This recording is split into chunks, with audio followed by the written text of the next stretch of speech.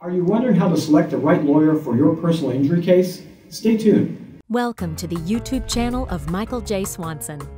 Michael is the author of How David Beats Goliath and is the CEO of Advocate Capital. And now, here's Michael.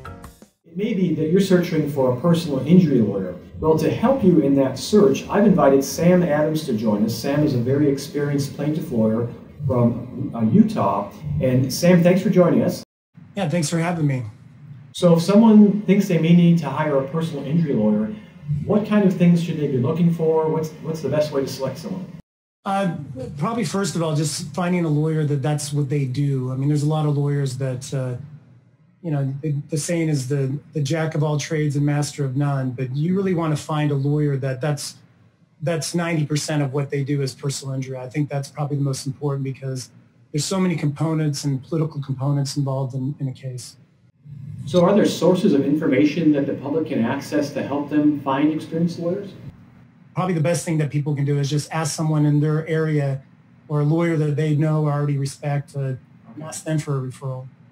Right, maybe it's someone who did work on real estate or something for them to ask for a trusted referral. Yeah, because going to any member of the bar in any state is always a good place to start. And at least you can get, 3, 4, 5 names where, you can then go out and vet those people yourselves.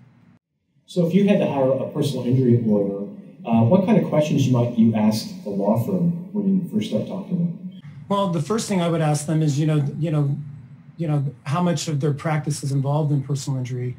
The second would be, their experience in that. Are they litigators? Do they really go to trial? Do they actually try cases? Or are they resolving most of their cases pre-litigation?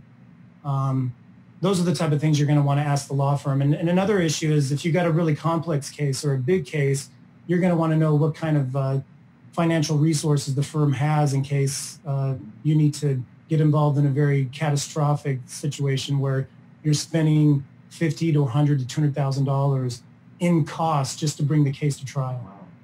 And a lot of firms don't have those resources. That's a great question to ask. I hadn't thought about that. Yeah, I think if I had to hire a personal injury lawyer, I'd ask to see their income statement and their balance sheet probably.